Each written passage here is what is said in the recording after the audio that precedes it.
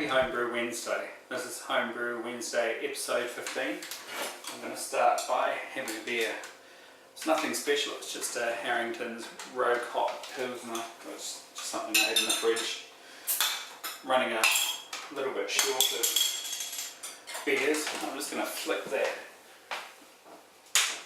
fridge off because it'll be buzzing away.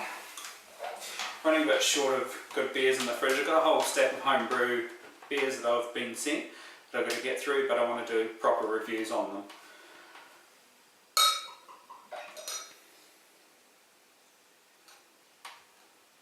So this is Harrington's Brewery in Christchurch. And they make some sessionable ales.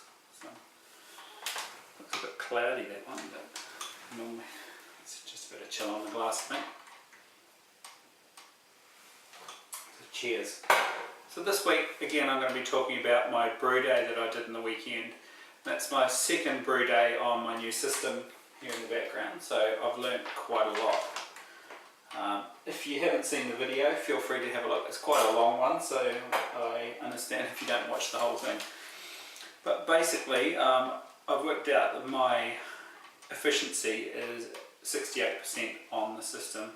I think I can probably do a little bit better than that with looking at the crush. I've just been using the default setting that the Dunedin Malt House have it on. So I think next time I brew I might run the grain through the mill twice just to get a bit of finer crush.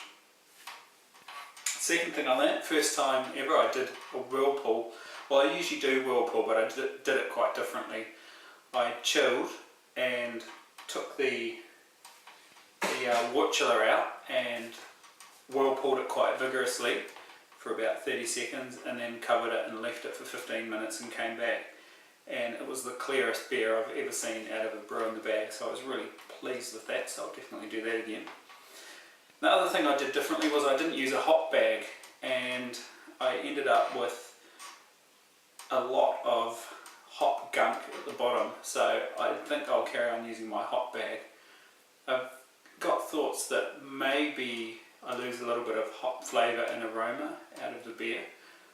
I'll be able to confirm that once this brew's ready and I can try it. Have another sip of beer, you get thirsty. It's hot in Dunedin. It's after a summer of rain and cold days, we've finally hit a staggering 22 degrees Celsius, so got to have a beer for that sort of temperature.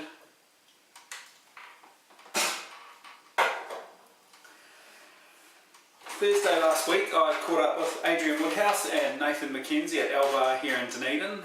Nathan McKenzie was up from Invercargill, so it was really good to catch up with him and talk about beer with him. So that was good. It was a little bit disappointing at Albar because they didn't have a great range of craft beers on tap, and they're known as a craft beer pub in Dunedin.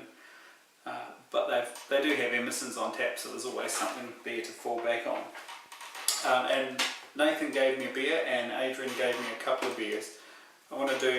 He's given me version 2 of his Educator beer, so I've still got version 1 sitting there, so I'm going to do a side-by-side tasting on them. He's given me another beer with W on top, which I think might be a wit beer, and Nathan has given me a pale ale. I believe it's the same one that's going in the bottle that's going up to Paul Wicksteed. And I watched Nathan's video on that today and he said that it should be ready in 3 or 4 weeks time. So look out for those reviews coming up in about a month. On Sunday I went and visited a local home brewer, Brett Huliston, who I was lucky enough to see him brewing on his system, and it made me feel quite inadequate with this. He's got a 3-vessel system with pumps and recirculation and mash and everything, so it was really an amazing thing to see, and I learned a hell of a lot from him. I also learnt, I didn't know, I should have known, and most of you out there will know, my smash beer I brewed with all Pilsner malt, and I only did an hour brew, and I didn't realise that when you've got a high level of Pilsner malt you have to boil for 90 minutes to get rid of DMS. So I'm imagining I'm going to have quite a bit of DMS in this beer, but that's how we learn things, by having things go wrong on brew day. If nothing went wrong, we'd never learn anything, I guess. I'll have a beer update at the end of this video. And finally, the last thing I want to talk about is I got this in the mail this week. Everyone will know what that is, an STC 1000. So I've watched a few YouTube videos on how to assemble that, and all in all it looks quite simple. So I'm going to get a plastic project box from Jaycar this week, and I've been talking to Paul Wicksteed and he's helped me out with a couple of parts as well. So cheers and thanks to Paul Wicksteed. So I'm not going to do a video on this because there's plenty of videos there and I don't really know what I'm doing, so it's probably going to take a hell of a lot of mucking around to get that right. But I think I can do it, and I think I can do a good job of it. If you're thinking of buying one pre-built, don't. Make your own, watch some videos. There's a really good one from Home Beer Brewery out there that tells you everything you need to know. Better check my list to make sure I've got everything in here. The SJ Pour experiment for this year, I'm going to do a video on that. It seems to be a bit of a theme that people are leaning towards extract beer and doing extract beer, so it might be a one kit challenge or something like that this year. I'm thinking, I won't spoil it now, I'll leave that for my video so that you have to watch that and then I get another view on my counter. That's everything for this week. So cheers, and after I drink this there'll be a little update on the brews that I've done over the past 2 weekends. So I'm hopefully going to wrap this up fairly quickly, get it uploaded so I can start watching your home brew video Wednesdays. Home brew Wednesday videos.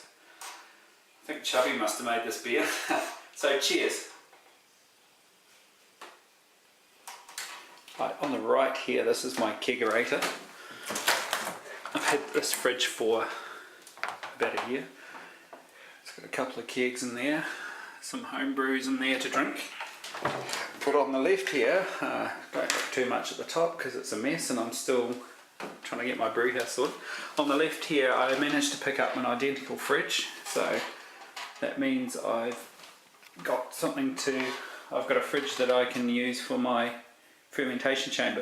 Now, as you've just seen, my STC 1000 isn't wired up yet, so I haven't been able to operate this yet as a fermentation chamber.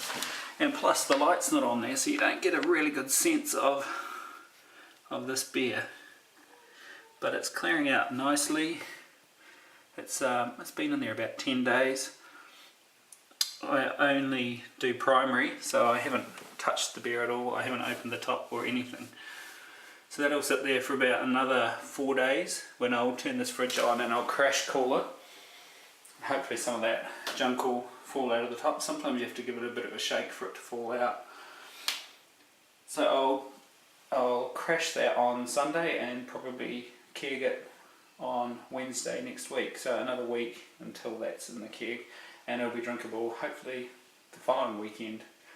I know you should age them, but I haven't got any home brews of my own, so it's not going to last very long. So this is my smash beer that's been in here about 4 days, and it's still quite cloudy looking, but primary fermentation is probably still going on. It's all Pilsner malt, so it's a lot lighter than my other beer. So this will be in here for about another 10 days and it'll go in the fridge and it'll be crashed and then kegged 3 or 4 days after that.